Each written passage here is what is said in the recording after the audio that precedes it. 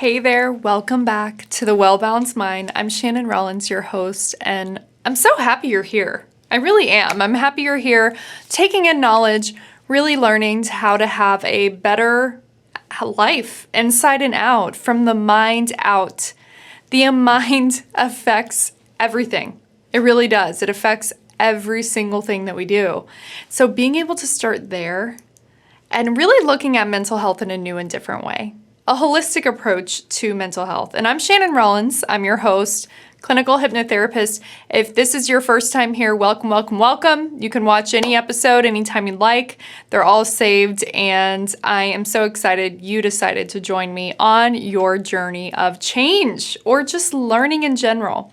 So today I want to talk about one of the top things, not the top, but one of the top things that someone usually comes to me for hypnotherapy, and that is phobias.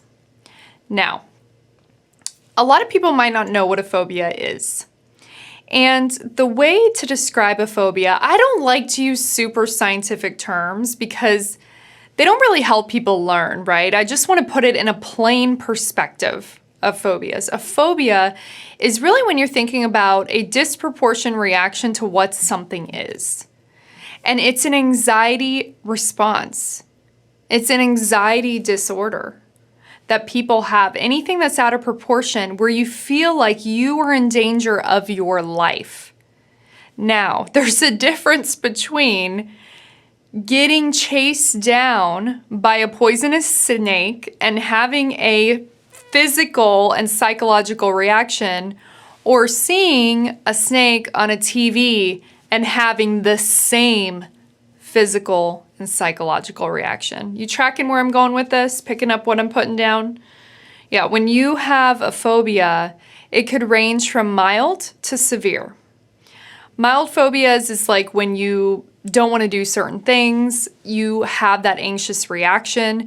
It could be anything from social to talking to people, public speaking, speaking in general, all the way to something that's environmental, like being able to be around snakes, or being able to be around something like a fear of dogs or fear of cats.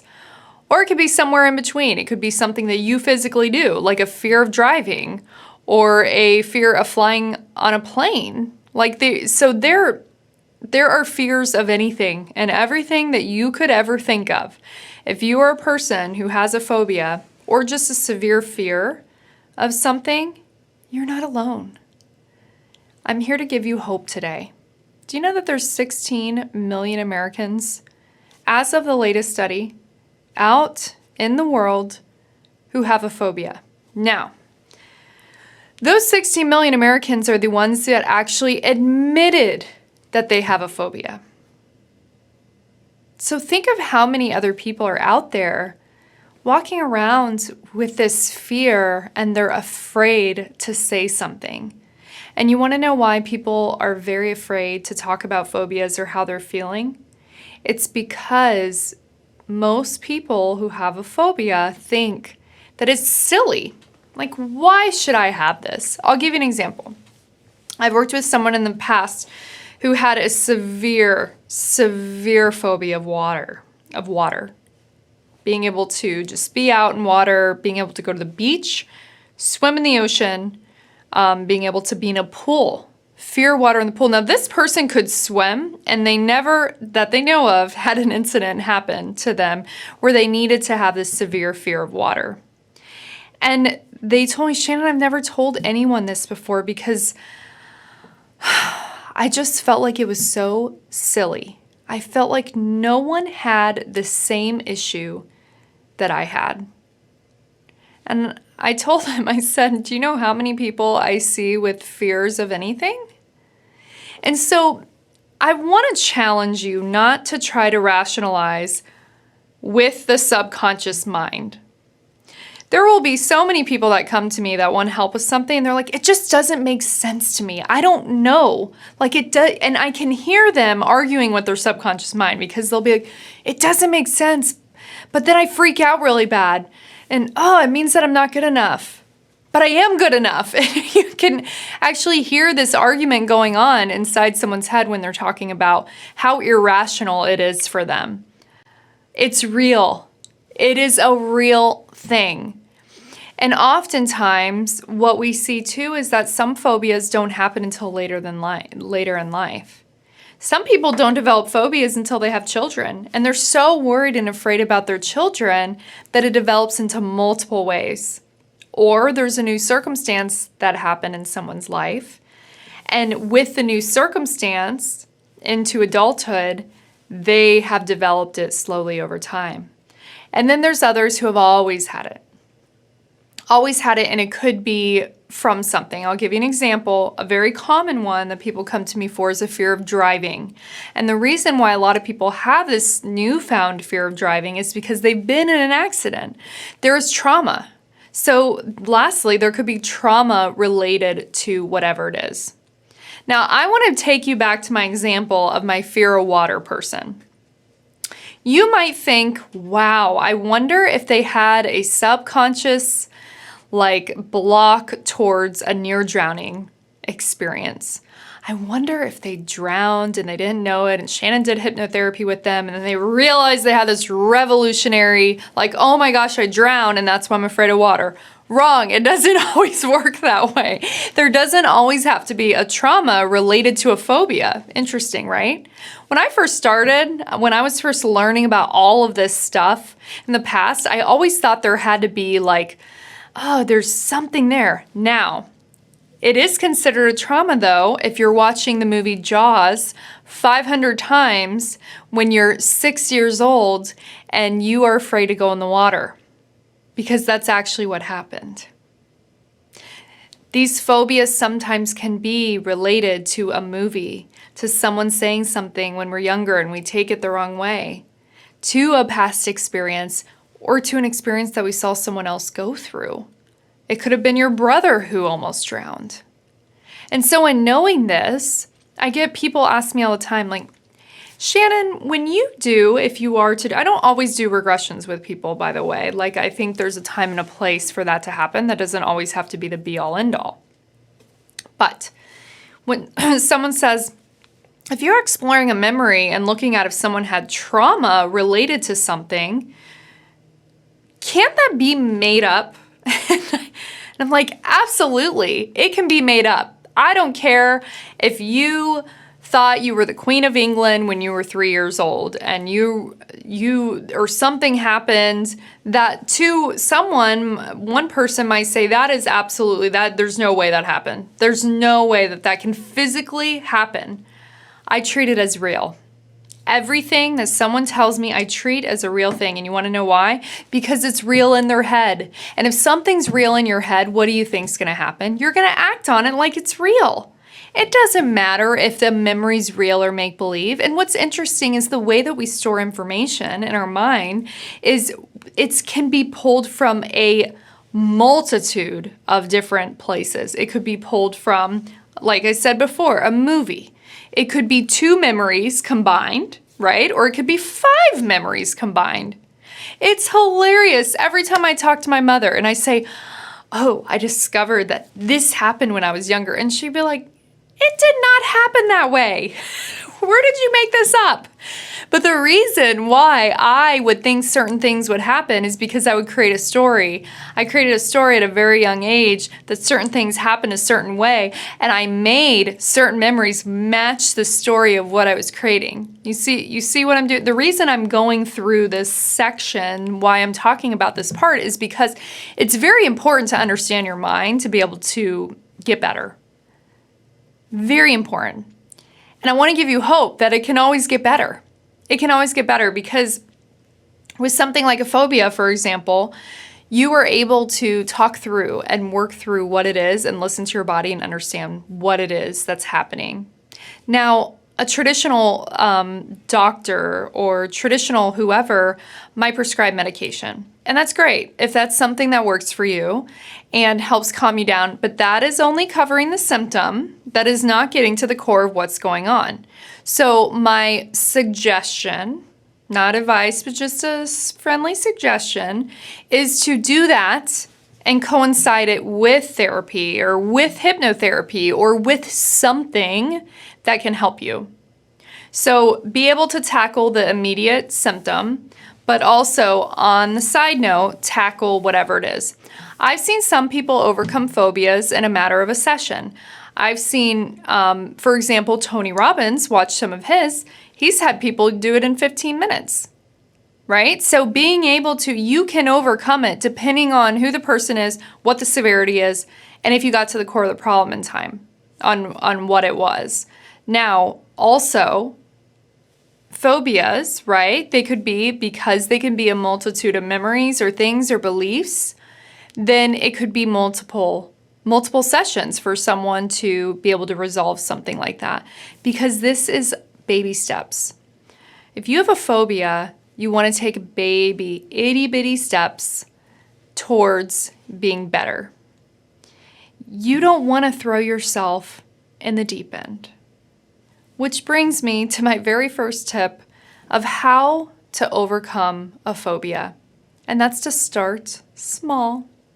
It's the same thing I'm going to say when I say overcome a habit. Start small. And what I mean by that is I'm going to keep drawing back to the most common, the fear of driving.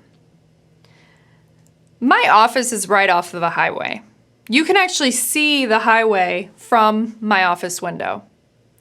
And if someone comes to me and they have a fear of driving, do you think I'm going to send them on the highway when we're done? No. I could, right? I could. But what happens if they get on the highway and then they do have a freak out, right? You need to introduce things in baby steps. So in the therapy world, this is also called exposure therapy. And there are actually people who are trained specifically for exposure therapy to help people reintegrate. And that is the approach I take too. I don't do exposure therapy. I do just small integration baby steps. So if someone, for example, has a fear of driving, what do you think I'm going to do with them first? I'm just going to have them sit in the driver's seat and not even turn the car on.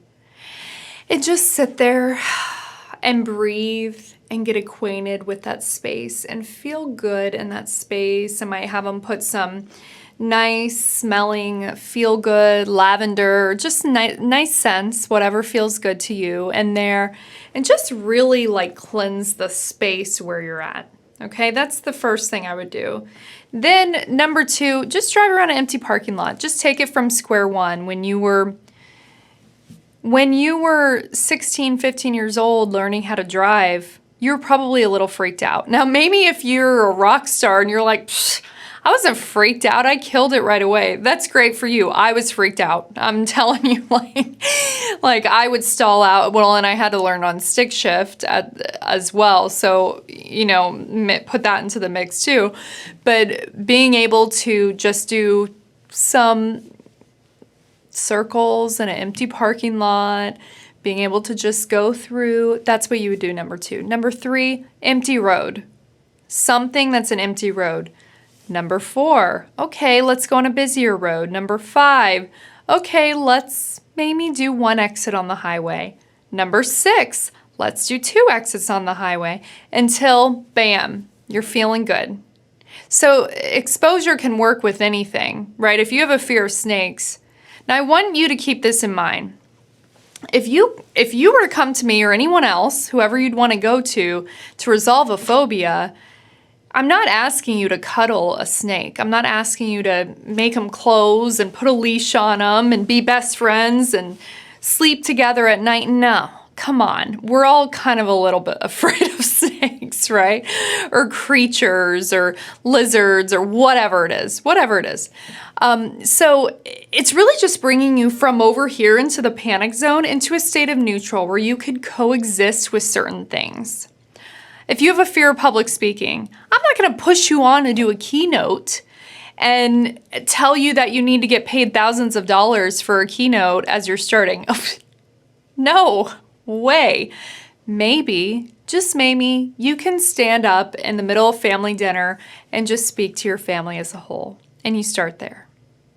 Then maybe you just go to a networking event and you speak to 1 or 2 people, something really slow. Or maybe you start with just doing a one-to-one, just with one other person. You slowly integrate and trust yourself that you've got this. You do. This is the thing with the phobia, is trusting yourself. You've got this. Trust yourself. Being able to trust that you can really take on anything. The mind is so powerful. It is so incredibly powerful. And until you know that, you'll be able to literally overcome anything. People who are super strong and overcome anything, it's because they had to. They didn't have a choice. If you have a fear of snakes, and they're not poisonous, right? If I throw you into a pit of snakes, will you die? If they don't bite and they're not poisonous. Now, what if I threw you into a pit of snakes and they all had clothing on and they were talking and they had cell phones and they were all texting each other and they were saying hi to you hey, how's it going? Would you react differently? Right? So being able to know that you're going to be okay no matter what happens, and being kind to yourself in the process. Being kind to your mind in the process, right? And knowing that every single small step you take can make a huge difference. Now, that was the long end of the short with number 1 of overcoming a phobia. Okay, so that starts small. I wanted to make sure you get the importance of that, is to give yourself grace and that this is a process of growth. Now, number 2, breathe through the panic. Okay? If you feel like you're having a panicky response, when you breathe, you are regulating your nervous system and you're telling your nervous system that you are not in danger, that there is not a threat. So being able to breathe in 4, 3, 2, 1, exhale 4, 3, 2, 1, or however you breathe best, putting your hand on your heart and your belly, whatever you feel is going to help you really be in that state. So breathe through whatever that panic feels like for you, okay? Number 3, the third tip is do an anchor and a trigger. Now, an anchor and a trigger, that's a neuro-linguistic programming technique. It's also called NLP. I do this with all my clients. Okay, so you put yourself in a really, really good state, and then you could, a physical thing that you do, you could put your thumb and forefinger together, your hand on your heart, okay, and you inhale, and as you exhale, just think or say a trigger phrase. So you can start incorporating that right away. When you start breathing, breathing through, if you have a panicky response, just inhale. And as you exhale, just say something like, I've got this, or just release, or surrender, or everything's going to be okay, or I'm always guided. Any of these statements that work for you, just inhale. And as you exhale, let it go. Surrender. And slowly start doing that each time you feel just a little twinge of anxiousness come up, and know that you will be taken care of, that you've got this. Okay, that leads me to my number 4 tip, which is visualization. Make sure that you're visualizing the way you want it to be. So, for example, if you're about to practice driving, taking back to driving example, visualize, close your eyes, and just get a sense and visualize, how do I want this to go? I want to feel calm and confident when I get in the car. I want to put on some feel-good tunes, and I just want to be free. And do that every single day. You're training your mind that it's safe to feel that way around that thing. So if you're on a plane, it's safe to feel that way around being on a plane ride, okay? And this leads me to my very last tip, which is to talk about it. The amount of people who don't share their phobia because they feel like it's silly, ridiculous, irrational, stupid is unprecedented. Being able to just talk about it with a professional in general can make a huge difference, because you're talking with someone who understands the human mind and who will not judge you for it. If you've brought up this fear with family members or friends, what do you probably hear from them? Well, why do you why do you do that? Why are you scared of that? That's like, what? That's, right? Let me guess, you got at least 1 or 2 friends like that. So if you are feeling you have a response like that from other people, go talk to a professional. Go talk to someone, because you will be surprised. The amount that you keep in here creates the anxiety, creates the depression. The more you're pushing it down, the more it's going to come out in physical symptoms in your body and in your mood and how you're feeling. So the more that you can share your struggle, join a support group. There are support groups out there. There's support forums. There's support Facebook groups. Be able to know, but join positive support groups where you're seeing testimonials of people who have overcome the same thing that you're struggling with, because then that gives you hope. Anyone can overcome anything. Some people call it a miracle, and that's not the case. It's just someone who is able to tap in the power of their mind. That's what it is. That's what's truly happening, right? So being able to tap into that and talk to someone, and it helps you feel so much better. So I hope that you really benefited from this. If you're struggling, you can always reach out to me at shannonrollins.com. I do free consultations. And make sure to share this with anyone that you feel like struggles. And I hope this was so helpful for you. And thanks so much for joining me, and we will see you again on The Well Balanced Mind. Thank you.